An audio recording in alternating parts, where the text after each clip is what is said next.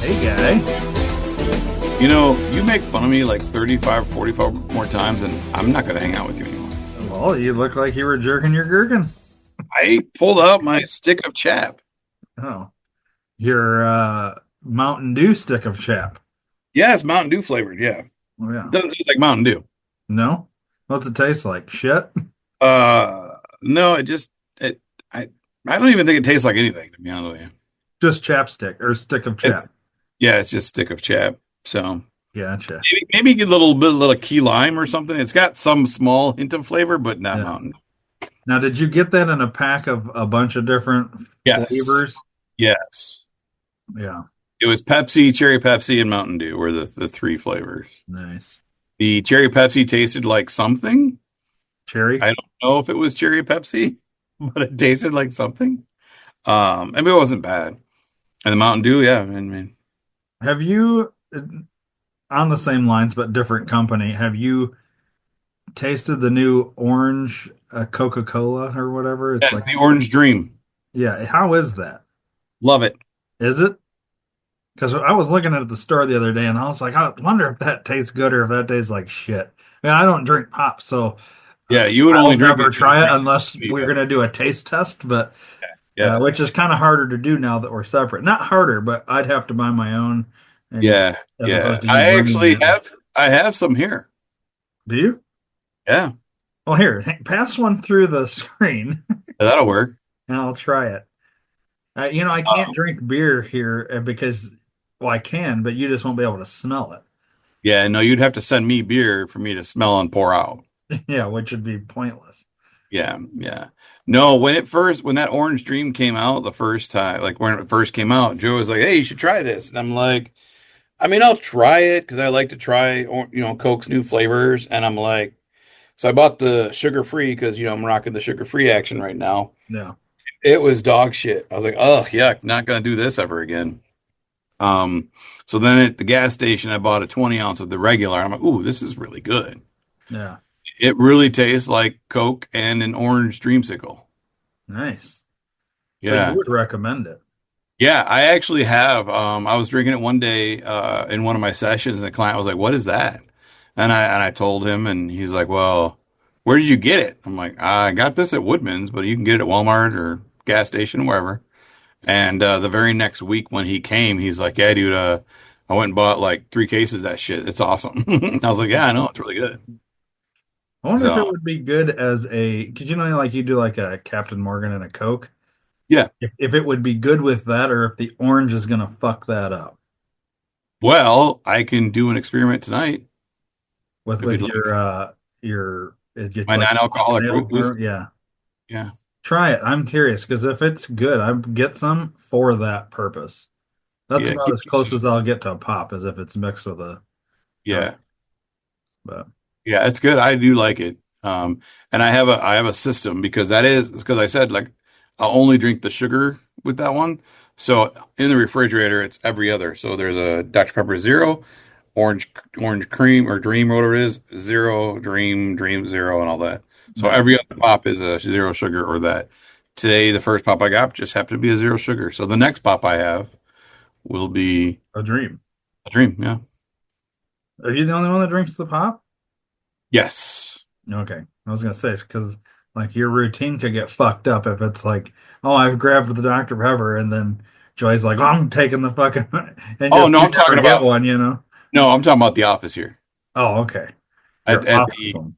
Yeah, at the house, yeah, it's just a drawer you pull out and it's all my pops are there. So whatever I feel like at that time, I could get Gotcha. a Orange Dream, I can get a zero sugar Dr. Pepper, a cherry Dr. Pepper zero sugar, or a regular Dr. Pepper. Man, you got a variety, huh? Yeah, because I for a And don't you while have the pop machine downstairs too? I have a pop machine downstairs. Yeah, I don't have anything in that right now, but I do have one. Um, That's interesting. I love that pop machine idea. Like just having that, with like Fago or Yeah. yes, You know, whatever. It's such a cool thing to have in your house as opposed to, you know, at the yeah. And that's the one thing that really pissed me off about Fago. is that they don't do the duders anymore for that. No, I emailed them. I sent them a picture of it, of all the handles and the machine. And I said, do you guys have, I'll pay for it. Do you have like decals and a wrap that I can make this a Fago one? Because I'd like to drink Fago out of here. And they said, no, we don't. And that was it. Like, no, we don't. Like, not here's all the logos so you can print your own. Call this company. They make really good like nothing. Like, no, we don't. That Nothing. was it. They And just I'm like, yeah. And I'm like, well, then fuck you guys. Like yeah, that. Me as a Fago company, I think I'd be really cool with that. Oh shit, this dude's gonna do this. We should get this all over the place. I mean, that'd be fucking cool. yeah. Because, and I found out because my uncle works at Pepsi or worked. He has retired since, but when they take the I think they're 5 gallon canisters, canisters that you just mix that with the CO2 and it becomes pop. Hmm. And I was like, hey, I want to buy them. Now, back in my day when we first got the pop machine, they were $7 for a canister. And now they're like 39.50 a canister. And I'm like, God damn, those things are really expensive. Because when I did my 1 year party, that's when I filled it up and I bought a bunch. Yeah, And when I went to get some more from him, he's like, dude, just buy a bunch of 2 liters and fill it up with 2 liters. It's kind of the same thing. I'm like, really? So that's when I was like, well, shit, I'll do Fago because I can buy Fago cheaper. And they're yeah, actually 3 liters, a lot of them. So I could, throw a 3 liter of cola in there and not have to worry about it. yeah. I did for a while. I ran Fago through it for a while, and that was the last. I think Fago was the last thing I had in it. Yeah. You know. So the canisters are just a device to hold the drink. You'd have to clean it out, but Yeah, yeah. You clean it out. You basically use the bartender stuff, yeah, to sanitize it and all that jazz, and then refill it up and reuse it. So nice. Do you yeah. have a little water button on yours? No, we You know didn't. how they have that though? Yeah, Like, we didn't believe in water back then, I gotcha. and plus it'd have to be hooked up to a water line, and it's Yeah, not. yeah. But yeah, I had to take it all apart and clean it and put it together and fix it to make it run when I first got it because it hadn't ran in like 15, 20 years. So yeah, I'm just thinking the Fago people because they don't. It makes sense that they wouldn't have that because when have you ever seen Fago as an option at one of those types of things in a store anywhere? It's Yeah. or like not a store, but like a fast food restaurant or something like that. They're just not. That's Yeah, not but the market. I've seen Fago pop machines where you could take, you push the button back in the day. You Oh, like push the an actual clear pop button. machine. Yeah. So I could have taken that and then, put some sticky to the back of it and stuck that on my Lego, on my pull tabs. Yeah. But no, they didn't want any part of helping me at all. Hmm. So, but and I guess it's not uncommon. Like I think as I guess not like a fan, but as like a person that would accept and really like fan fiction type shit. And I say fan fiction for a reason. I have a client who's in the fourth grade, so she's super young, right? And she's reading the Warrior Cats novels. I don't know if you're familiar with them or not. Mhm. I haven't. It's this gigantic world and universe of like cat warriors. They're literally like fucking cats that are warriors and they fight and they have different clans and shit. She loves it so much when we started talking about things and she's like, I want to write a book. And I was like, what kind of book? And she's like, I want to do like a fan fiction. She didn't use those words, but she said she wanted to write her story in that realm. And Yeah. I'm like, holy fuck, like this is really cool because this is the first thing I've seen her really get into. And so she's writing about things in her life and issues she's having at school and home in the Warrior Cats world. Right. So I found out like who the actual copyright holder is of the books. And I Hmm. reached out to him. I was like, hey, like I'm a counselor. I'm all about journaling and writing and, therapeutic stuff. I have a very young client in the fourth grade that wants to write a fan fiction and create a universe or use your universe, but create her own characters and all that and her own storyline. Like, I'm just looking for the rights from you or the blessing for you to help her complete it, to at least publish it, to the fact that she has enough for her school, her friends and family, and that's it. That's all I want proof of, and they responded back and said, you can do that. You just can't make money off of it, Right. which is fine, but that's not what I was looking for. I was really thinking they'd be like, oh my God, that's so cool. Like, we'll help you with whatever you need. Like, shit like that. Like, the author is so impressed by this that he'd love to see a copy. Like, that's if I was Stephen King and my publisher or copyright holder said, hey, this fucking fourth grade kid is writing a book about it in Yeah. that world. Do you mind them writing it? And oh fuck, that'd be awesome. I'd like to meet the kid and fucking go to a school and talk. And that's the kind of shit I would do. Yeah. And they're like, yeah, do it. Don't make money off of it. At least I got the okay to do it, Yeah. but it just kind of defeats the purpose. You know what I mean? Right. But at least I can get it. So now, I mean, I'll spend money. Work will spend money to publish the book for her, self-published and stuff. But it's just cool that we can do it. You You just know? can't sell the book, basically. You can Yeah, get you them can't. published and give them away, basically. Yeah, well, I mean, I'm thinking that if we sold the book for, say, $10, but we're not selling the book, we're selling the autograph. She's Mm. autographing the book for $10. Yeah. Book's free, but the autograph is 10. Yeah. Now you're making, Might yeah. try and get away from it that way. You know what I Yeah. mean? So, not that I want to make money because that's not what the point is. The point is this kid. I mean, if this But kid can, it could pay back what's being spent on the publishing of it, well, it's all kind of. self-published. So, but yeah, But self-publishing's not free. That's no, no, no, it's what I'm not. saying. So like if for 20 copies of this book, say it costs $200 just for simple whatever, Mhm. you did $10 an autograph, you literally pay for the publishing, Yeah. essentially, with an autograph, And there's, 20 copies. She keeps one, you know what I mean? Like, Yeah, yeah. So, anyways, well, she has to finish as your writing. attorney, I think we'll be okay. Well, I mean, I called Bill Nye's office, left a message. I'm hoping he'll call me soon. Yeah, good luck. You're probably gonna be fucked at this point. Yeah, we didn't even finish the book and I'm already getting sued. So, Yeah, they're suing you just because you have Bill Nye as your attorney. yeah, pretty much. All All right, well, let's get some words in here. right. I was just gonna say, well, let's publish our own Mad Lib here Yeah, let's do by that. first doing words. We're continuing with our Cracker Barrel Mad Lib book. Ah, the barrel of crackers. I need a verb. Let's go with running Then I need an adverb. slowly.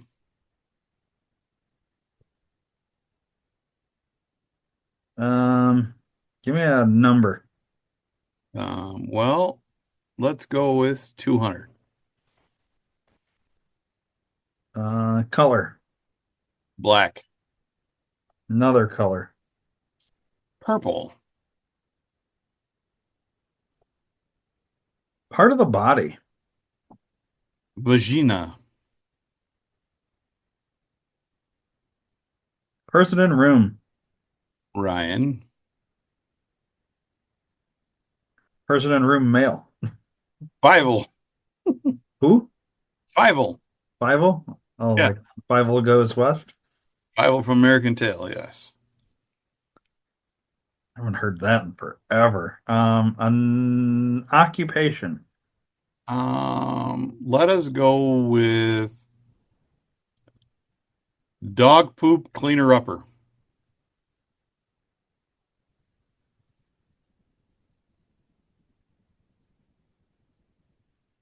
A noun.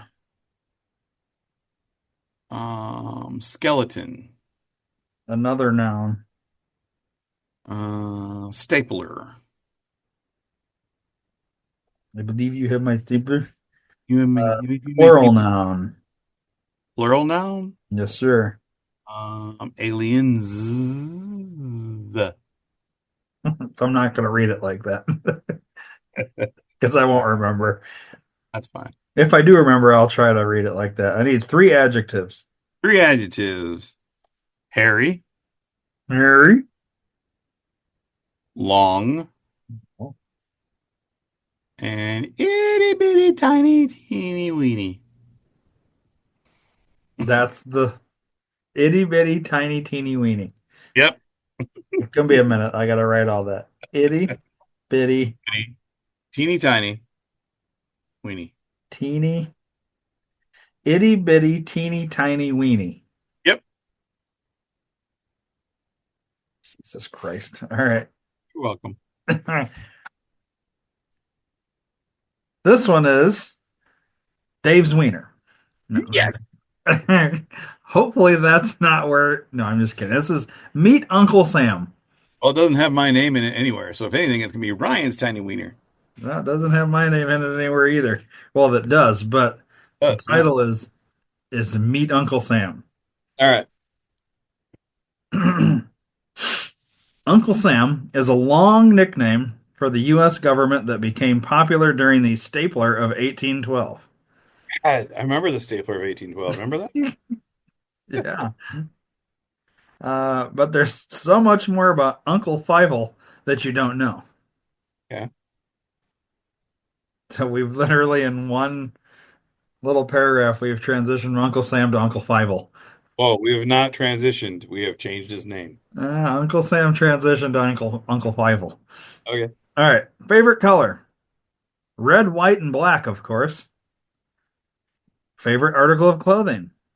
A toss-up between my hairy top hat and my purple bow tie.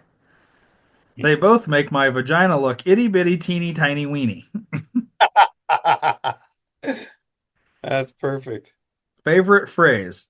I want you. Yes, you, Ryan. That's his favorite phrase. That doesn't Favorite surprise me. holiday? Talk like a dog poop cleaner upper day. Just kidding. It's slowly Independence Day. Slowly. Yeah. Favorite band? The Rolling Aliens, or whatever you said. Hey, even Uncle Sam likes running and roll sometimes. Instead of rock, it's running and roll. Running and roll. You ever listen to that running and roll music? Oh, dude, I didn't because the kids with their Dan Fogelberg and stuff it just Dan drove me nuts. Fogelberg. It's too loud for me. All right. Favorite movie? Either Born on the 4th of Skeleton or Toy Story 200. That's the end of it. Nice. That's pretty good. They both make my Man, vagina look itty bitty teeny tiny weeny. yeah. The a stapler of 1812, man. That right there, that's man, I remember that like it was yesterday. Well, impromptu, drunk not drunk. All 3 minute. What is the stapler of 1812? Explain it. right. So I'm in timing you. Three all minutes, right, you're cut off. 3 minutes. All right. So in 1812, there was the war, obviously. But the war started because of a stapler. Ah. So the movie Office Space, where the guy talks about he might stapler, Yeah. that's actually legit every word that General Custard, not Custer, Custard said in the War of 1812, which started the stapler of 1812 because he was looking for his stapler to staple the Declaration of Independence on the back of an American flag. Mm. Because he was worried that if it was, just in a Library of Congress, that someone would steal it or burn it or change it or do something to that effect. So he wanted to put it on the back of the American flag that was actually flown at the White House. Mm. And he couldn't find Safe his. place for the Constitution. Yes, Declaration of Independence. Safe place. yes, yes. That's this whole thing is all about that. And Those that were there, obviously they're all dead except for like one person. Everyone else is all dead, and They're still th getting a social security check. they're all still voting for Biden. But they would not. They knew it as the Stapler of 1812. They didn't know it as the War of 1812. They called it the Stapler of 1812 because John S. Stapler was the cousin of General Custard, and he was the inventor of the stapler. Really? Yeah, Well, it yeah, makes sense being it's his last name. yeah. And the S stood for skeleton. So his name was John Skeleton Stapler. Yeah, wow. And And it what used year to be was that stapler invented? 1812. Are you sure? I'm positive. I know these things. Okay. And so the reason why it's called a stapler is when he came over, because he's an immigrant, when John Skeleton Stapler came over from Honduras, he didn't even come over from England or anything. When he came over from Honduras, his actual last name was Stapleton. Ah.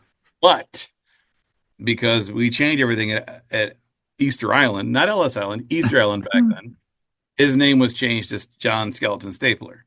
So they dropped the ton and made it and that's why we now have the stapler. Nice. Um, so that is the stapler of 1812. It's actually really fascinating to see because the stapler then only could staple two pieces of paper. Well, you can only get two staples in. Only two. One staple, two pieces of paper. Yeah. So like now you can, I think mine does like 8 or 9 pages now. Oh no, 25, 25 sheets, you know. Wow, that's a And lot. the reason why they got the industrial strength or the thicker ones that could do more than 2 pages is because once they finally got the stapler, once he finally, stapler, once General Custard finally found his stapler, he realized he couldn't staple the Declaration of Independence on the back of the flag. So that's when he went to his cousin and said, "Hey, John, I need a thicker stapler because it's not working. This is what I want to do." And he's like, "You're fucking retarded. Like, why would you want to do that? Like, it's paper. It's gonna rain and snow and wind will blow. That paper's gonna rip and shred to shit." He's like, "Well, that's why I want it thicker so I can staple it on all four corners. Because if I have all four corners stapled, it'll be fine." That's what he thought. But it didn't work because it took him 27 years to make it where you could actually do 3 pages instead of Mm. two. 27 years it took him that Well, long to do that. So I don't know where I'm at for time, but that's the quickest version I can give you of the yeah, you've stapler. gone over, but it's fine. So that's the quickest version of stapler of 1812 I can give you. Okay. Nice. So do you So want me to fact check you now, or should we just leave it how it is? you can fact check me. It's all going to be wrong. Everything on Okay. Snopes is going to say that everything I said was wrong. Well, and actually, Snopes is agreeing with you 100%. It's Okay. Google that. Google. See, and that's the problem. Now that Elon has taken over Twitter and made it X, Google does not agree with anything that I say Oh, okay. because they Yeah. want to tell their narrative of the War of 1812. They don't want to talk about the Stapler of 1812. Ah, okay. So if you want more history, real fact history, check out our Drunk Not Drunk history on Patreon. Yeah.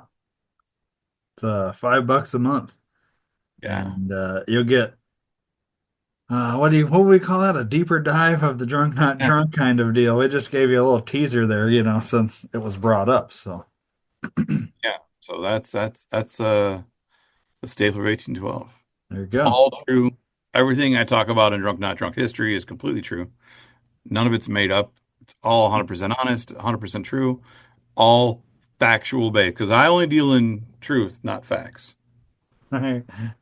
You and our previous, well, I don't even know if we could call him president.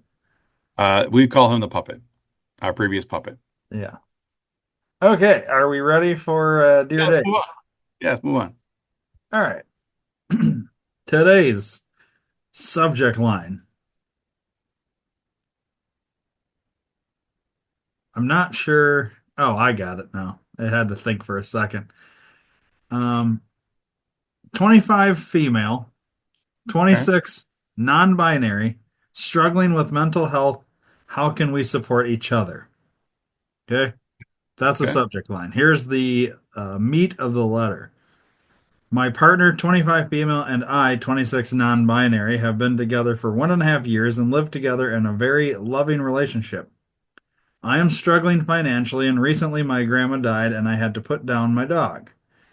I have obsessive compulsive disorder, and all of this has triggered it so bad I feel like a horrible, disgusting person most of the time. My girlfriend has been overworked in her toxic job, recently got into a traumatizing almost car accident, and has been supporting me a lot, and is going through intense depression right now. We want to support one another, but it's just so hard to know what to do. She needs a pause, but can't afford it with work. Both of us big introverts and drained by being social and also very neurodivergent. I'm in therapy and unmedicated. She's medicated. How can we work on ourselves and support each other without burning out? All right. Well, first of all, it sounds like you're already at burnout. That's my first thing. So, big thing I focus on with burnout is mindfulness. So, Ryan, you've done leaves on a stream with me before, so that's one of the big things that I push is leaves on a stream. So, um, basically, the quickest version I can give you on that, close your eyes, take a deep breath, picture yourself in a wooded area. There's trees blowing. You can decide how fast and loud the trees are blowing in the wind. You can see the stream. You might hear some birds. The first thought you think of, whatever it is, take that thought, put it on a leaf, put that leaf on the water, let it float away. When it's about 5 feet away, think of your next thought and continue that process. One thing that I've added in the last 3 weeks, I haven't done with you is when you're thinking of things or things pop up and you let them go. Let's think, or let's say one of the thoughts is your significant other. You don't want to let them go because obviously you don't want to break up. So what you do is you take them, you set them next to you on the other side where there's no leaves. The reason why you set them down is you're just setting them aside for the moment because you're focusing on what you're focusing on now. You're not letting them go. You're not ignoring them. You're just setting them aside for now. So when you're doing that, that's a good, key important part of meditation is letting the things go that you need to, and those that are priority and that you need to worry about, put them next to you and get to them later.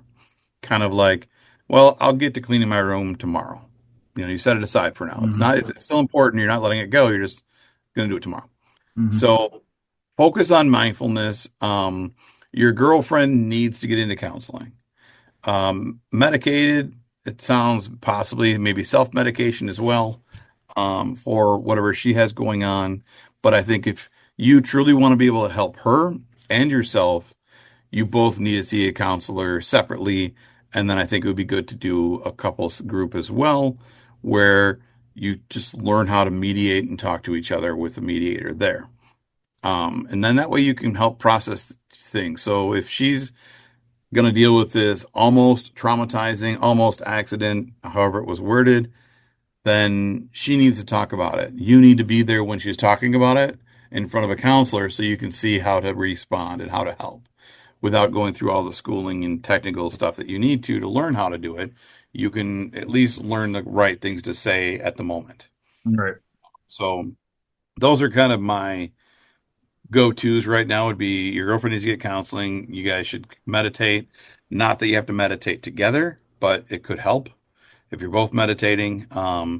If you want to really, really be there, intertwined with them, being part of the coupleship, you can actually sit down, close your eyes, and walk them through the guided meditation. And as your girlfriend is talking about the accident or whatever she's letting go, actually have her articulate what her thoughts are and help you. So if she's sitting there, she's like, "Oh, I'm thinking about financial stress," and then you could say, "Okay, hon, well, take that financial stress, put it, do what I would do in a situation. And then once you do that for 5 minutes, switch.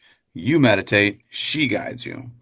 And that way, too, it helps know what the other is thinking to kind of help bridge that gap between the two of you. Because part of communication isn't just talking to listen, it's talking to listen and respond and learn. So that's kind of the quickest version I can do for you. All right. I really don't have anything to add. All right. Not when it Sounds comes like so lots of times with the mental health stuff, I don't really want to give an opinion because or I'm less likely to, I guess. I'm more reserved in terms of that because I don't want to tell somebody the wrong thing. Yeah, yeah. Well, I mean, And that's the I fun think part they're about looking for that as opposed to commentary. You know what I mean? it. I more offer the commentary. Yeah, So, the fun thing about therapy is there's no right or wrong answer, really. yeah. You know, Yeah. an answer is better than no answer. Yeah, there you go. All right, what's next? What's next on the docket? Man, we're only 30 minutes in and we've already done half the stuff that we do. I figured we would have done one more Dear You Dick. want you want to do another one? We do too. All right, let's do two. All right. Feeling very givey today. Well, that's good. Um, all right. This one, subject line. I, 34 male, don't want another baby with my wife, 35 female, after unsuccessful IVF treatment. Please help. Okay. Here's the email. So I am at a bit of a crossroads with my wife. We have two small kids and she wants more. I don't. We recently had an unsuccessful IVF treatment and my wife really wants to try it again. The whole process was nothing short of hardship, especially for her. I was reluctant to start the IVF treatment at the start, but I agreed knowing how much she wanted another baby. It has now come to an emotional head for me as having two young kids, a new job, and moving to rented accommodation in the countryside in the coming months while we build a house is all very stressful, and adding another round of IVF and potentially a newborn baby is absolutely stressing me out, and it's not something I necessarily want to do myself.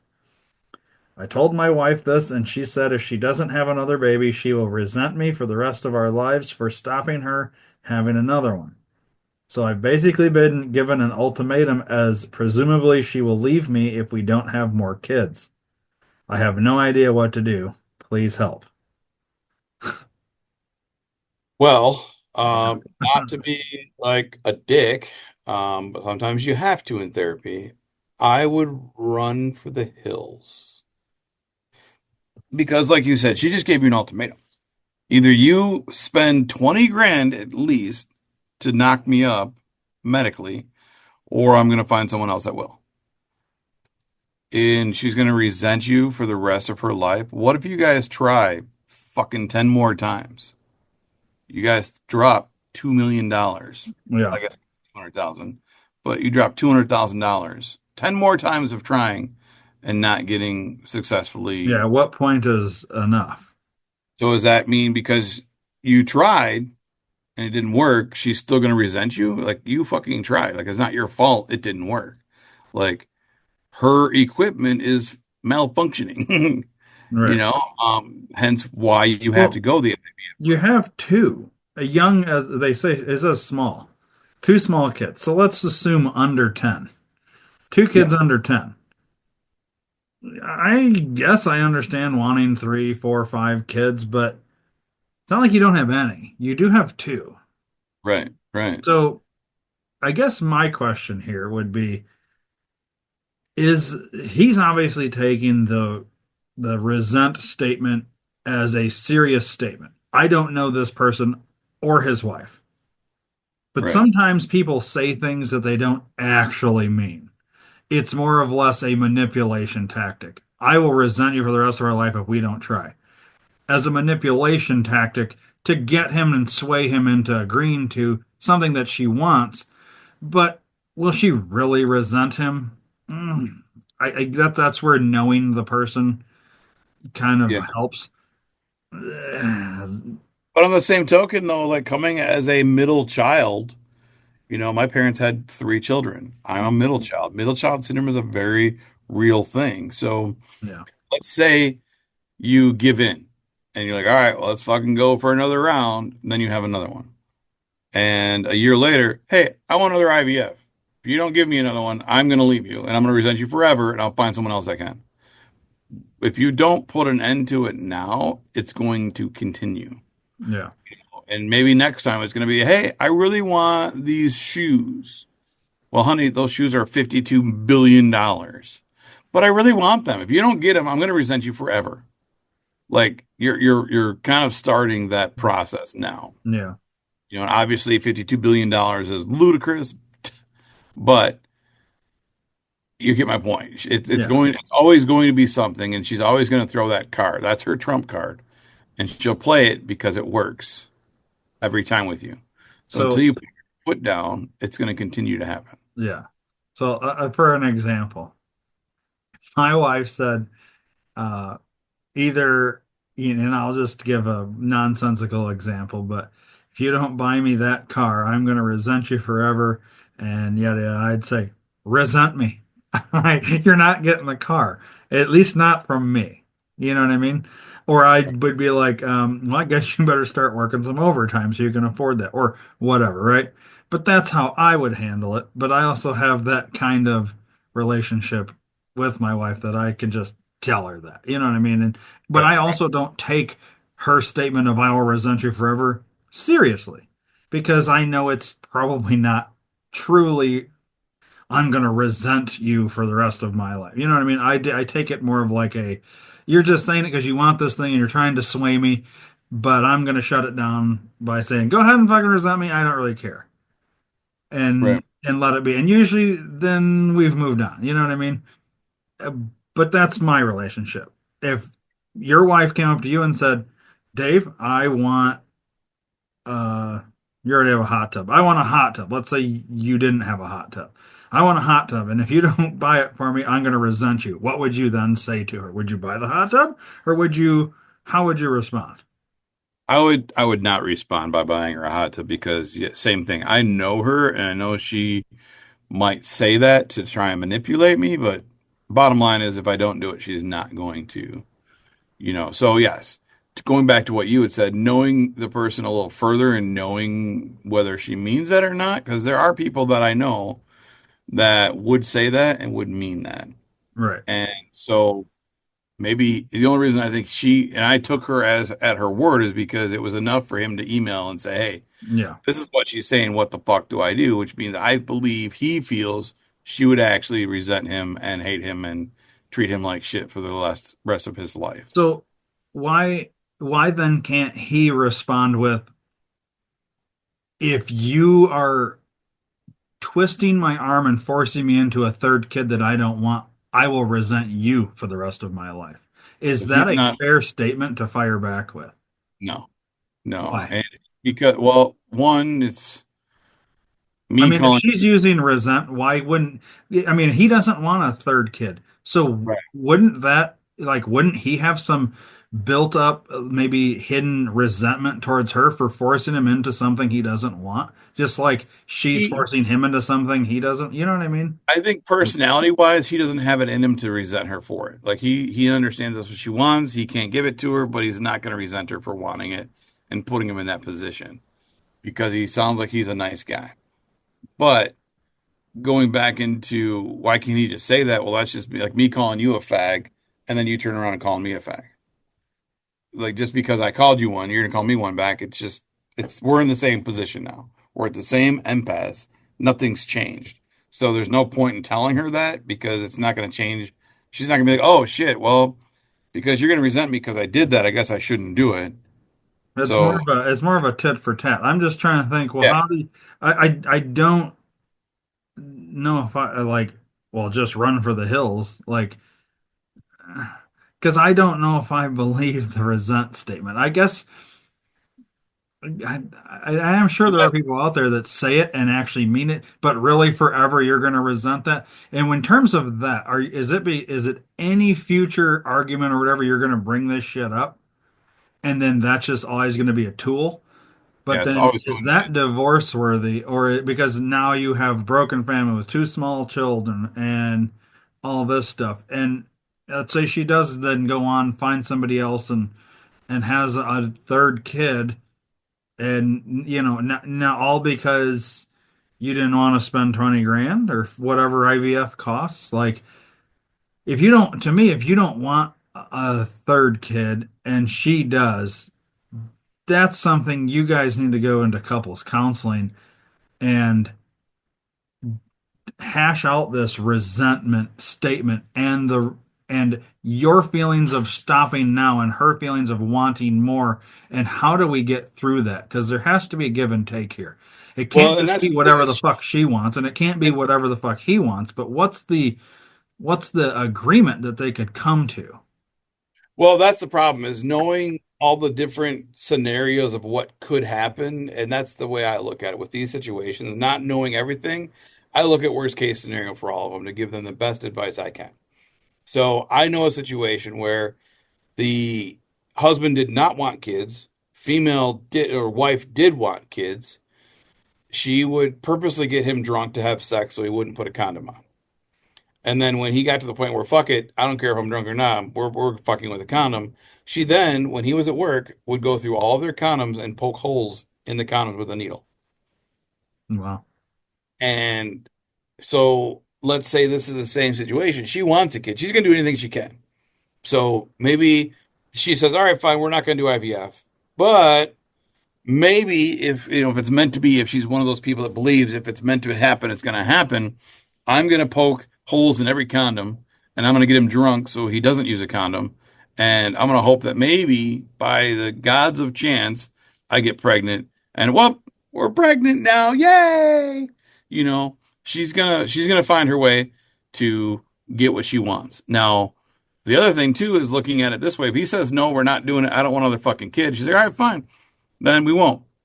And then she goes out and finds somebody else that will do it with her, or she starts cheating on him to try so and it get. still ends up being a broken home. That's why I said run for the hills now. Yep.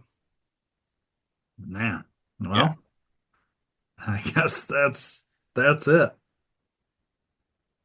I don't know. Yeah. You'd have to know the person to know if the resent statement's real. He obviously believes it is. Mhm. I tend to be on the side. I'm more of that doubting Thomas question everything thing where I bet you within 5 minutes of meeting this lady, I could tell you if it's real or not. Right. Um, just based on if she's to see you next Tuesday or if she's like logical. You know what I Yeah. mean? And if she's a see you next Tuesday, then yes, every future argument, fight, whatever, this will get brought up. And that Yeah. will be miserable. But, I don't know. You got the two kids. I don't know how, like, if she's vindictive enough, even if you run for the hills now, this is a lady who's going to try and put you in a situation where not only are you paying alimony, but you're paying child support. You're and, Yep. and she will be relentless because she's a see you next Tuesday, it sounds like. Yeah. And this is going to be a nightmare scenario. This guy is between a rock and a hard place, and the only way he can appease this situation is by probably just going through another round. Maybe, then I'll suggest this. If he says, listen, I'm going to give you one more round of IVF. If that does not happen, there is no resent. There is no future. We're going to try again. It's two and done. We have two kids. I don't really want a third. I'll do this for you, but we are not going to go through this again if this doesn't work. And if she can't agree to that, then she is not compromising. And then at that point you can say, all right, well, you won't even compromise. So basically, you have no end game here. It is, we will go into astronomical debt to basically have another kid that makes literally no sense for this marriage, this relationship. So then maybe we just need to call it quits. You still end up in the same position where she's going to go for everything. She's going to go for the child support, the alimony, the whatever. Or you can try and save your thing, deal with maybe having one more kid with the underlying hope that it doesn't go through, but at least you can maybe get her to agree to two and done. And then you only have to go into say what, another 20 to 50 thousand dollars. I don't know what it cost, but I don't know. I mean, It's a big commitment to it's be like like, all buying a right, car. well, Let's just say it's like buying well, a yeah, car, but I mean, but yet a I'm car talking that more always like, is expensive for the next 18 years. well, that's what I'm saying. Like, Why should he have to be like, all right, well, fuck it, we're gonna pay another 20 grand to try again when he doesn't want to try again? He shouldn't have to. That's why I'm saying, But well, yeah, but I mean, if you there has to be like a negotiation, I think. Like, okay, you're saying you will resent forever, but I get no say in this? Why is it only your say? We're assuming this is, and I understand why you go to worst case scenario. We're assuming this is a see you next Tuesday type of personality. But what if she can be reasoned with? Like, if she can, you he would have can already. negotiate. Marriages are give and take. It's not all just her, her, her, her, her. And if it is, then he's already got himself into a situation. But you have to sit there and say, hey, marriages are give and take. We had to. I did the IVF. It didn't work. Why can't that be enough? And let her explain herself without using the word resent. And then, I'm not saying he has to cave and do one more, but I'm saying there has to be. This is where I think having a counselor sit and talk to both of them, because you have to. Each one has to give and take here. And if like, gotta remember, we're only getting his side of the story. Right. But the other thing too is with couples counseling or any type of counseling, everyone has tried everything that they can first. Counseling is always the last resort. So going into it with that mindset, he's already had these conversations with her to Yeah, the best of his ability. So she's not being reasonable. She's basically saying either you fucking give me this kid or we're going to be divorced. yeah, And then he's like, I don't want to, but I also don't know how to communicate with her to say, hey, I don't want another fucking kid. It doesn't make any sense. We've already got two. We're already fucking that much in debt. We're not doing it again. She's yeah, not listening because that's why I said that he's already had these conversations. He's already tried to negotiate. He's tried to do everything he possibly can. Counseling, especially with couples, like I said, is always the last resort. yeah, Always.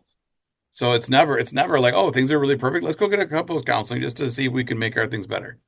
No, it's I fucking hate you. I cheated on you. I did this. I did that. I have a porn addiction. I'm doing too much drugs. Now we're close to getting divorced. We fight all the time. Let's go into counseling. Okay, you come into counseling and I start talking to you about things. And you're like, well, yeah, she has a porn addiction. He cheated on me, and she's drinking all the time. He's doing fucking heroin all the time, and we always fight because we either drunk or high, or he's fucking watching porn and jerking it. Can't have sex, so he doesn't have sex with me. So I cheat on him, but we want to make things work, but we don't know how. All right, we'll stop fucking doing heroin. Nope, not doing that. Well, then you're never gonna fucking make it. yeah, Stop fucking cheating on him. Well, until he stops jerking off. I was like, well, why don't you fucking jerk off with him? Like, have mutual masturbation, do something. You know what I mean? Like, there are options, yeah. sometimes, especially with porn. Okay, so in this scenario, Yep. without, I just don't like telling people to go get divorced unless it's like I've caught them cheating on me 100 times, and the part, all that shit you just said. Uh, this is there any way this can be negotiated? I'm going to say no. Otherwise, that would have already happened. So you don't think that they can? I mean, it is a lot. You're building a house, so I mean, you're literally, we would be crashing this entire thing. The house no longer gets built, or it stops halfway through. The two kids, I mean, this guy's got a nightmare. He started a new job. Right. Um, I guess so. I would like to talk to this guy and say, once the house is built, you're 2 years into the new job. Would you then consider IVF at that point? Would you feel in a better place? That would put his wife at 37. Now, we're not quite there, but we're getting close to the point where we're going to age out, right? So, and if he said, yeah, maybe in 2 years I'd be okay, that puts him at 36, her at 37. Okay.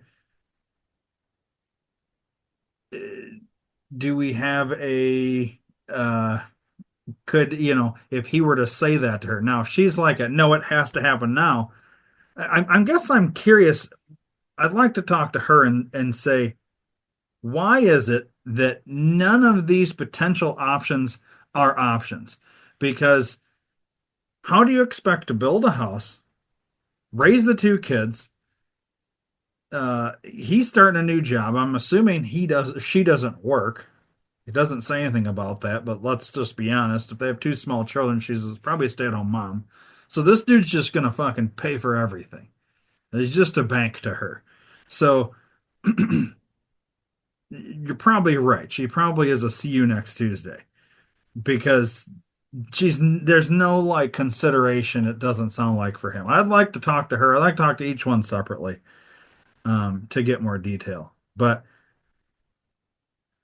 I'm a little more hesitant to just jump right to divorce. But you're probably right. It's probably the only real good way to get out of this up front. I just hate that only because if she can't even negotiate with this and they can just agree to not do the IVF and or agree to do one more and done. Like if we can't, there can't be an agreement there. Then and it is her way or the highway. Then in divorce he's fucked. Like 100%. There's no way he comes out on top here because if she's stay-at-home mom, the alimony's a guarantee. The child support's already a guarantee because she's stay-at-home mom. She's probably going to get the fucking thing, and she probably will then go out and find another guy that will do the thing, unless I don't know. That would be the other like nail, almost like the post nail in this coffin is if they end up getting divorced and then she doesn't even pursue somebody else to go through the IVF with, you did all this for nothing.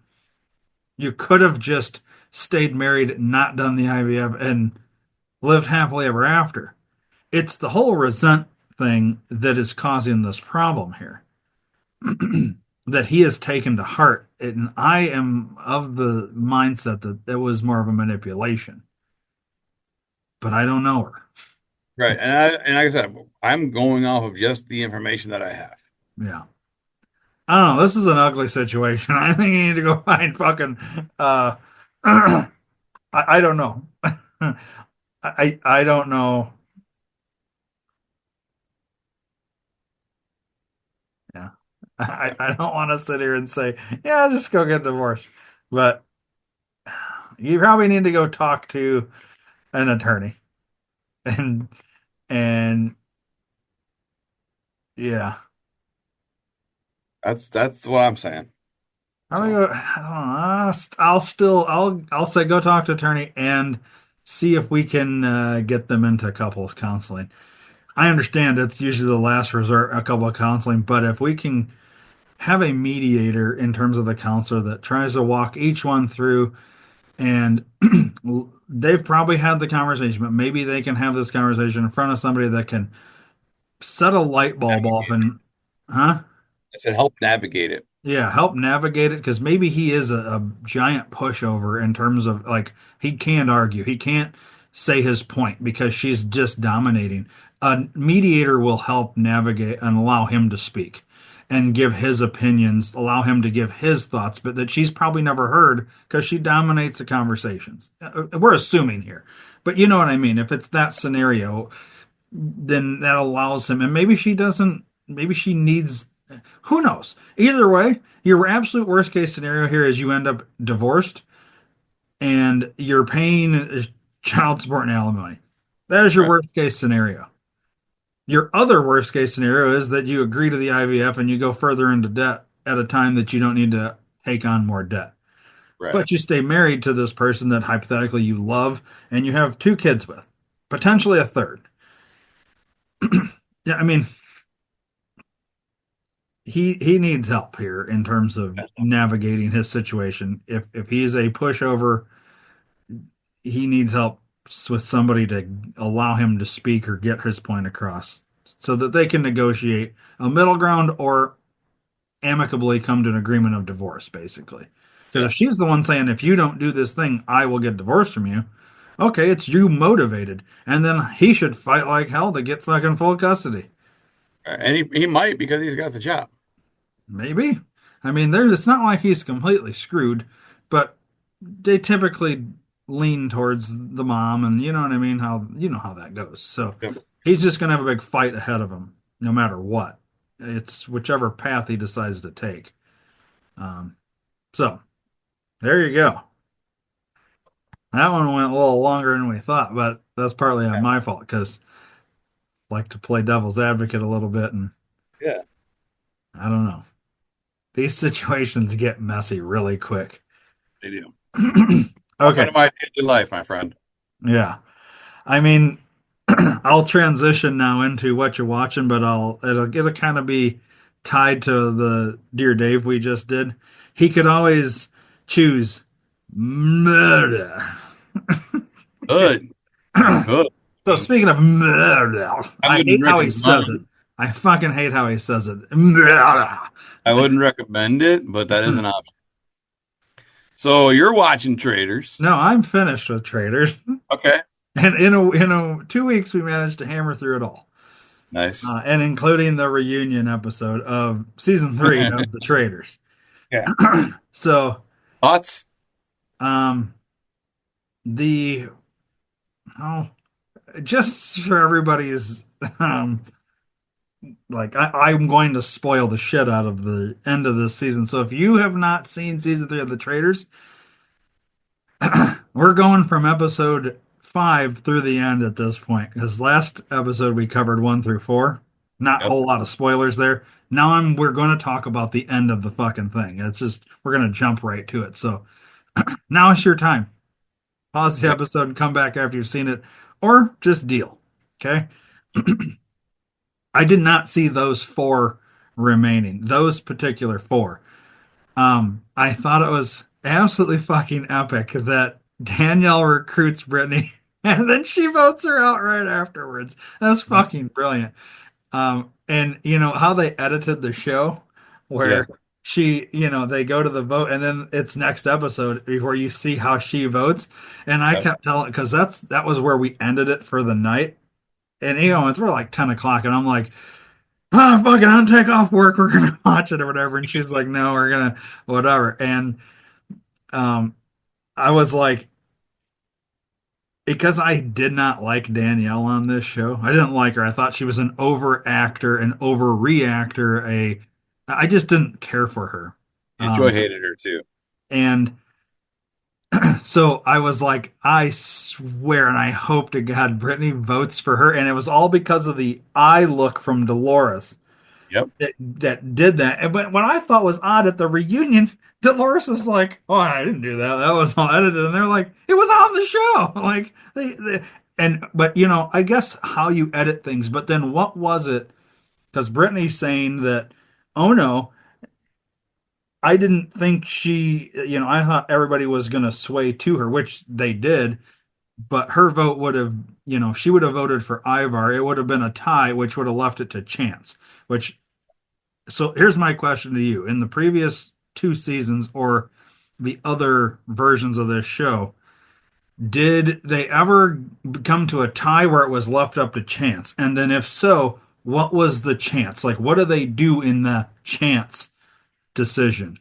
Okay, so if it becomes a tie, let's say it's between you and Lala. Okay. They would then revote, and you could only vote for you or Lala, and that's it. Hmm, that's what happened. They came to a Yeah. tie and they Yeah. had to either vote Ivar or Danielle. Right. But Alan Cummings says if it's still a tie because they had enough people that could have tied again, if Brittany would have voted Ivar, it would have been another tie. And he says if it's another tie, we leave it up to chance. So what does chance mean? Oh, I don't know. We've never gotten that far. Okay, Or so maybe. it's never happened in the No. show's history. Okay, that's what I was curious about. I haven't seen season 1 or 2 yet. So I was just curious, like, what is the chance? Do they flip a fucking coin? Do they battle it out in a wrestling ring? Like, what's the chance? I guess I'd like to know that. It I didn't, guess it would be a flip of a coin. yeah, something like that. Yeah. Anyways, I thought it was brilliant that Brittany gets recruited, votes her out. I mean, it was pretty good. I liked that. I honestly did not expect when they throw their the color powder into the Yeah, fire. yeah. I thought for sure Dolores was not going to end the game. I thought for sure she was going after Dylan, wanted him So voted did out, I. which I guarantee you Gabby would have agreed with.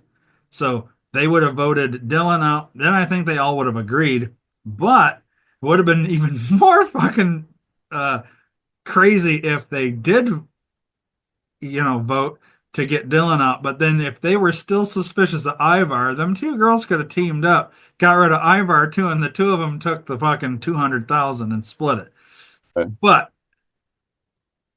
it would have been nuts if like Gabby ended up being a fucking traitor at that point because Dolores would have got rid of all these other, you know what I mean? Either way, she would have walked away with the money if she Yeah, was a traitor. But I was I was glad to see that Dolores didn't do that.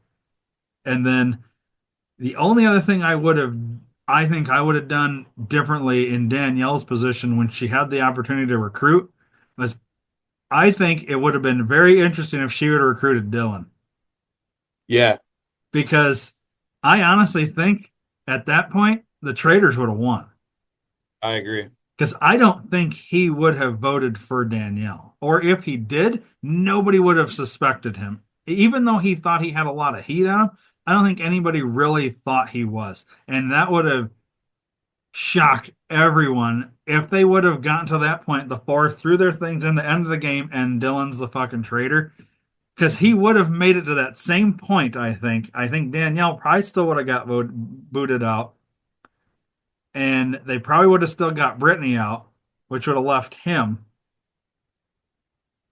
and then he would have taken it all. I Yeah, really think like she fucked up by not picking him, in my opinion. yeah, dude. So we're watching Australia right now, season two, and it's a fucking clusterfuck. Even worse than this season. Oh my God, yes. One was bad. Australia one was terrible. There's a guy on there that looks like Uncle Fester on season one, Yeah, you said that. and he is. I'm 100% sure this person's a fucking traitor. I know they're a traitor. He's a traitor. He went to everyone. This person's a traitor. I know he's a traitor. They're a traitor. He's a traitor. They're a traitor. And then they didn't get voted out. Someone else got voted out, and they weren't a traitor. And he's like, "I told you, you got to vote for this person, this person, this person." And every time they're like, "You." The more you say this, the more you look like you're a traitor. So then they finally voted his ass out. But that was the first season. He was bad. And Did he then get the traitor right though? Was he right? no, No, he was his way off. yeah, Okay. Mhm. yeah, way off. And then this new one, yeah, it's you want to talk about fucking traders going after traders? Second season Australia. Holy fuck. They're just hammering him, huh? Yeah. So we're on episode five now, I think. But on episode two, one of the traders went after one of the other traders. And now that's super early. Yeah, on And episode two. yeah, and his thing was he's like, if I get her out as a trader, I'm going to look like a faithful. That's going to solidify me as a faithful. So I'm going to do that. So he started telling people, "Oh, I'm pretty sure it's her. I'm pretty sure it's her. It's pretty sure." But nobody really bought into it because he didn't have a lot of evidence. And then she found out about it on the second day he did it. He did it for 2 days straight. The second day she found out about it and flat out called him out on it. And he lied, of course. He's like, I didn't try to float your name out there, but I do think you're a traitor. And he made some very good arguments on her, and she got voted out. And the other, because at that time there was three traitors. They only picked three for this episode or for this season. And the other traitor was like, dude, like, what the fuck? And he's like, well, I didn't plan on it, but she was throwing my name out there, so I had to. And then this last episode we Very just similar to Boston Rob and Bob the drag queen. yes. Well, this is worse now because the other traitor, literally last night's episode, uh, other faithfuls, other pretty much there's two faithfuls that know the two. I know they're both ones. I'm gonna say it right now. It's this person and this person. But she went so hard at the other person that she really looked like a traitor. So she got voted out. And then at the end, when they're up at their tower, the guy that she was really gunning for was like, dude, what the fuck? Like, you pushed the other one out, and now I don't believe a word you fucking say. Like, I don't trust you. I don't like you. Like, this is not good. And he's like, I would never vote you off. And he's like, you said that to all of us. And here you are throwing her name out there. And she got voted up. So now it's just the two of us. They had the option to recruit. He just said not to recruit. He's like, I don't want to recruit. We don't need anybody else. It's just us two. And he's running the game. And the other trader is fucking scared. And he's like, yeah, I don't know. And then they killed the other person to basically, because the other guy was really smart. Yeah. He knew. And so they killed him. And the first thing he says, the guy that everyone suspects, first thing he says when they get back is like, they killed him. The traitors killed him. Like they're framing me. Everyone's going to think it's me and it's not me. I wouldn't, why would I do that? That makes no sense. I would never do that because that would really point a finger at me. And that's where we stopped it. So we don't know what's happened yet from then. But dude, it's crazy because That's they Boston fuck Rob, dude. That's it. But he's not playing it that way. right. He thinks he's Boston Rob, but he's playing it like the Down syndrome version of Boston Rob. Like he's not being very smart, Yeah. you know. But yeah, so this season is really good. I like every season of Trader, no matter if it's the American version or the Australian version that I've watched. I love them. They're Now, so who hosts? Is it a different host for each one? yeah, yep, Okay. different hosts. The one in I think New Zealand or UK is a female. The one in Australia is a guy. His name's Roger something. He's some type of actor in Australia. Everyone knows who he is. Hmm. Um, but I have no idea who he is. He's very funny. He's Are, not as flamboyant as Alan Cummings, so that's you what I might was gonna actually like say. Do him. they wear weird outfits and are they very flamboyant like Alan No, Cumming? he's like James Bond. Okay. He's very, very, very coy, very cunning, very good, sharp wit. He's very Yeah. funny. He has some really funny things. Yeah. So, and I do like him. Uh, Um, one of the actual actors on, or one of the cast members of the second season is like an Australian Survivor All-Star, and everyone knows who he is. And then there's an actor from like a TV cop drama, and the one guy was like, I think he is because he's a fucking drama. He's an actor. He can act. He was in a crime show, and the guy's like, hey, don't forget, I won awards. And as soon as he said that, Roger was like, yeah, and just let you know that it is nice to be nominated also. Because he's only obviously been nominated for his shit. He's never won yeah. anything.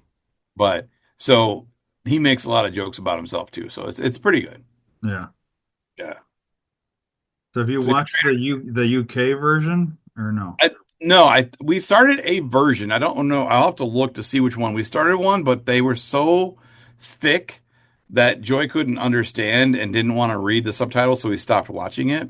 Yeah. But I think once we're done with Australia season two, which is the last season that they have, we'll probably go back because there is the New Zealand, there's UK, and I think there's one other one. So we'll probably go back and watch them because she is hooked. So after the season three ended, I thought it would like it obviously doesn't suggest to go back and watch one and two because it's assuming if you've watched three, you've already watched one and two. Right. Right. And it like disappeared, so I have to like go research it. But what it auto suggested was UK and New Zealand, but I wouldn't it didn't bring up Australia, so I thought, well, that's weird. Like, so I don't know. After talking to my wife, like she didn't say let's go back and watch one and two, and I had been saying, oh, when we're done with this, we'll watch one and two. She didn't seem like she actually seemed more like we're gonna go to an actual drama. So I might not end up watching any more Traders until maybe next season. Yeah. Because I think she'll watch another season. I just don't know if she's gonna want to go back. She didn't seem interested in checking out other countries or one and two, which is odd to me, but Yeah. it is what it is. So, um, Which is weird because they're all fucking celebrity housewives and shit, and stuff that she watches. And She maybe I should just know need all to this like put stuff. it on. I don't know, but she had mentioned starting Yellowstone, Oh, okay. Yeah, go to so Yellowstone. so I'm not like totally against it. If she was like, "Oh, we're gonna watch," that brings me to a stupid joke that I had made. So during the reunion, and I forget. I think the host guy from Bravo, he says something about, "Well, let's talk to the first person to get voted out, Dorinda. She's one of the housewives or whatever." And then they let that bitch just keep talking and talking and talking, and I was like, how irrelevant this is, even to the reunion, because one, nobody gives a shit. You were the first one to get voted off. And two, you're getting more fucking airtime during this reunion Because you than did the what you whole got show. during the show. So what are we doing here? And why was she so pissed off over, the comment that Bob the drag queen made? I don't even know, because I literally sat there to my wife. I was like, I don't even know who the fuck she is. So she's literally irrelevant. I said she must be from the Real Housewives of No One Gives a Shit County or something like that. Whatever I said, but it Yeah, was like, because I've never heard of her, and she watches this shit, and she didn't even know who the fuck she was. So she must not be that popular of one of the housewives, yeah, because I no, don't know who the fuck she is, and my wife didn't either, and she watches all that shit. So, right, but I thought, man, you're giving this lady a lot of time on the reunion that is not warranted, in my opinion. I right. would have rather hear from the people that everybody actually fucking knows. And then the only other thing I'll bring up, and we were both stumped on this without going back and rewatching the beginning. Who the fuck is Wells? Wells. Yeah, that's my point, Dave. I don't Apparently, remember. there's a guy that's named Wells was at this reunion, and we're like, who the fuck is Wells? Like, we remembered Dorinda from Yeah. being the first one voted out, but we're looking at each other like, when did Wells get voted out, or when did he get murdered? We can't recall a guy named Wells. He doesn't even look familiar. So I think some random dudes got on fucking set during the reunion. I I swear to God, I have no idea who this guy is. I don't recall him at have all. to watch. I have to watch the reunion to see him again because we've watched so many seasons since then that I can't remember. They Yeah, all there's blend too many people you're trying to remember, but together. Yeah. but we just watched it, Right. and within a 2 week time span, we've forgotten who this guy is. We don't recall him ever being there. So it made no sense. Like, who the fuck is Wells? Yeah, I don't remember. They I'll have to must have murdered him. The traitors must have, but he he was must have been like kind of like Britney Spears' ex.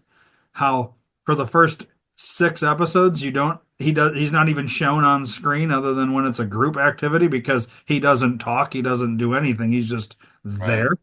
Well, that's like in Australia. They must have one in every season because, or every show, because Australia season one, there's a guy called Paul. The first 5 or 6 episodes, you don't even see him. And then he just shows up. He's just there. And you know he's been there the whole time, but he had like no screen time whatsoever. Yeah. It was so funny because I was like, he should just be a fucking traitor because no one talks about him. He's not in any show. Like, he should be the fucking traitor, you know? Honestly, I think like if they would have made Britney Spears' ex a traitor. But see, I think the thing with being a traitor is they all tend to act like Boston Rob or Bob the Drag Queen or something like that. They're more um like about it, going around giving names, starting shit, right? Because they're trying to run the game. And if you're a traitor, but you don't do any of that, you just kind of let it all play out and just shut the fuck up and don't say anything. I mean, Right. has there ever really been a traitor that's played the game like, say, Britney Spears' ex, where they just don't talk? No. And I think it's because the traitors are their whole thing is they have to guide and get rid of people. Right, right. And Yeah, if you're they not choose doing their your game. part, but I feel like if you just stay quiet, then nobody can fucking come after you because what evidence do they have? Right. You know what I mean? If you have to be a traitor but play the game like a faithful, Mhm. where you don't say anything. If somebody comes up to you and asks your opinion, you can give it. But you don't go around trying to find people. I don't know how many times they edited in that, Caroline, is acting frantic, going from room to room looking for, but that is a clear fucking thing. Like if I was put on this show, I would just stand there and watch people looking frantic. And I would say, you have to be a fucking traitor because that's what traitors do. They're going around trying to find people they need to tell or talk to because whatever, you're a traitor. You're clearly a fucking traitor. You know what I mean? Like, Right. I think even just watching one season, there would be ways to go in and just kind of observe, and you'd be able to figure this shit out. I think maybe not. No, I agree. I think there is. I think I there don't is. recall Ivar ever being frantic. Right. I don't recall Dylan ever being frantic. They kind of just chilled in a room. Mhm. All the traitors were the ones acting frantic all the time. It's because they know too much. You know what I mean? And they are trying to maneuver the game. So that's all you really got to watch for, I think. No, I agree. I agree. I mean, I don't know. I'll never end up on a show like this, but it would be interesting to try and go on there. I think I'd probably, if I was a faithful, I think I'd end up getting murdered Yeah. because, yeah, I would just sit back and watch. Yeah, I think it'd be Uh, cool. and I'd then, like to do a show like that. I think it'd be interesting. well, it'd be fun for sure. But, Yeah. yeah, I don't know. Anyways, I've been watching Shifting Gears. shifting gear. Oh, with Tim Allen. Yeah. Yeah.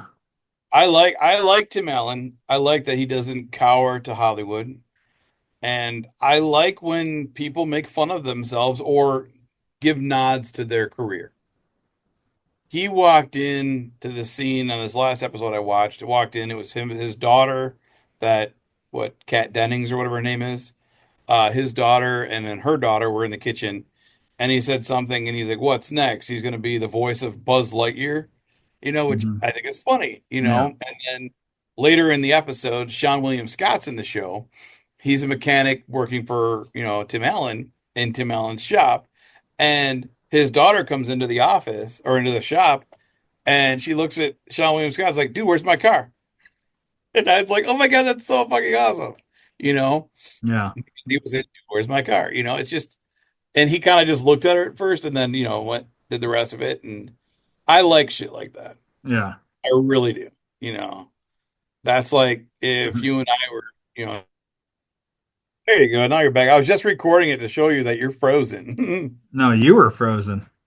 No, you were, bro. Well, how the people are going to be seeing this is it's going to appear as though you froze, not me. That's fine. Um, yeah, I don't know. I assumed like you were about to say something and then it just froze. And I kind of just sat here and started laughing and talked about it. Like Dave's frozen and I don't know if he's going to come unfrozen on this one. And then it like whatever. And now it just came back up. It like went off the screen, the whole thing, and came back up. And here we are. How was you frozen? Yeah, me laughing at you for being frozen. Yeah, weird.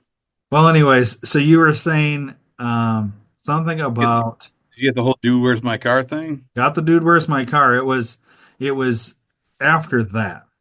So he I was just I like that's if you and I were doing a TV show and making throwbacks to Phones Exco and confrontations yeah, and the techie, yeah. making those kind of things, or we throw out Bill Nye the lawyer guy or the judge Yeah. or something like that. Basically what we do. Because Yeah, we do that every once in a while. And like faithful listeners and viewers would know what we're talking about. yeah. The ones I'm that a are traitor new to guy. the show or don't have a clue of our past would have no idea what we're talking about. It just sounds like some weird random shit that we're throwing out there. Yeah, So yeah. No, it's cool. I like that. yeah. No, I like the subliminal inside joke type of things. Those are like that's my kind of comedy. I love inside joke comedy. I'm fairly certain there was a Tool Time reference and There was another show he was on, the one where what the fuck was that one? The last show he was on, um, the wife from Home Improvement was on, Yeah, and the son, one of the sons was on. Taylor, what was his yeah, name?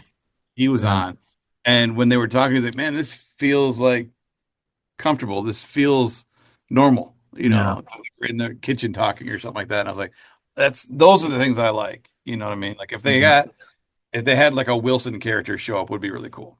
Yeah. You know. But I do like that shit. I do. Anytime Tim Allen's on the show, I try and watch it. Joy won't watch it because she hates laugh tracks. Oh, is it And, laugh track and not studio audience? yeah, I think it's a mixture of both. Okay. If the But audience didn't do good enough laugh, they add a yeah, little extra. they added their own. Yeah. So, but it's good. But yeah, those are really the only things. I'm going to see Minecraft this weekend. Like not today, but next Saturday because it Yeah, comes out on Friday. I planned on going to see Working Men yesterday. It just didn't work out. I want to see that. yeah.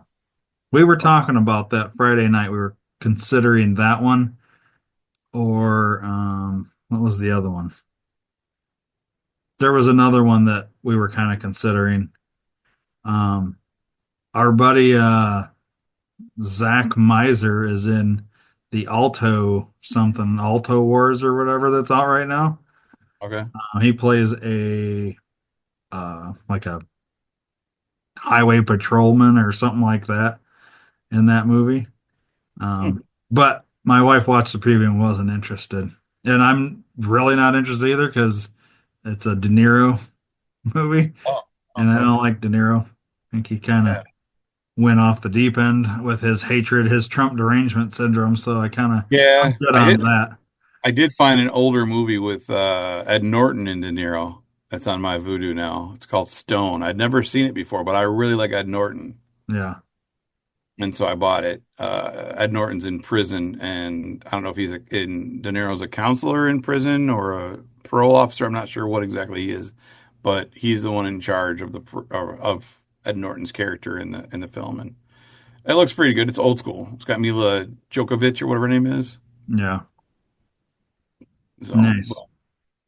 but I Other than think that, I haven't watched anything else. It's been yeah. Traitors. We just been doing things on that, and then um, Do you there's a watch? movie I started last night called Bliss. It's got what's his nose on there? You know, the guy with the weird nose, the Owen Wilson. Owen Wilson. Yeah, you knew. I've seen it. And you've seen it? Have you seen that movie, Bliss? Yeah, yeah, It's got Salma Hayek in it or something, and it's about uh, like the world being a simulation or something. yeah. I like how I probably made it 20, 25 minutes into it. There's that one scene where they're talking in the street and in the background, there's people walking and it populates another person and another person populates. It's like those subtle things. And I'm Yeah. like, oh, look at that. So it's really like, I thought it was crazy when he gets fired and he like stands up real fast and the boss falls backwards and dies. And so then he goes, hangs him at the window. And he's just, I I have to watch it again. It's been a minute since I've seen it. but I want to finish it because it was like interesting to me. And I just got too tired and fell asleep. But Um, so I do want to finish that. But that's it. That's the only things I've been watching. We didn't go see any Watch movies. you Uh, watch Reacher? the show or the movie? Show. Yeah, the show. No. It's fucking good. Did you ask me about these shows? You should know. I don't. I'll tell you when And I watch a show. no, we just finished Reacher, season 2 or 3, whatever they have out. We just finished that yesterday. That's actually really good too. It's not starring Tom Cruise, right? Mm. Alan Richardson or something. Okay. I've never seen him before. He's a big fucking dude, man. Yeah. He's a big dude. Well, supposedly that's in the books because the Reacher books are they're based on the Reacher character is based on a Yeah, book, yeah. and in the book it's a massive dude. And I had heard people like not online. This is like in real life. People were talking about this, and this one person was talking about the books because I had read them all, and like the how infuriated they were with Tom Cruise playing that because Tom Cruise is a little tiny guy, Yeah, he's like and two the foot three. character is supposed to be this big, giant, massive fucking dude. So I was curious if for the show if they had made a big dude or whatever because I knew the show existed, but I haven't seen the show. So Yeah, he's a big dude. And he actually in this season had to fight a bigger dude. really Yeah, it was big guy versus big guy. nice. Like Eric Redbeard, big guy. Oh yeah, 6'8", I don't know. I 340. didn't guess their size. Here, hold on. Let me show you what he looks like. This Alan Richardson guy. So you're in a share screen. Yeah. All right. Share this there. Yeah, he's big dude. Oh yeah. Well, you got, but I mean, what is he actually really? He looks huge next to that kid. Yeah, I mean he is. He's a big dude, man. Come on, there's another one. Yeah, so this he's meaty. There you go. There's a shot Big. for you. Yeah. Let me see if I can find the guy he had to fight. Man, that guy was fucking huge. All right. So most recent, yeah, we'll be on this one. So let's click on that guy. Um, I gotta make it full screen so I can see more here. This guy, this is who we had to fight. This fucking guy. Look at that guy. 7'2". Did Yeah, you that's see in his bio he's 7'2"? Holy shit. yeah.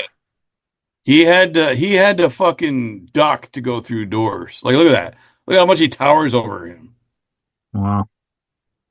And does it say how tall Alan is? Let me click on him. But you can probably Google him. Like how tall is Alan There you go. Richmond? 6'3". He's 6'3".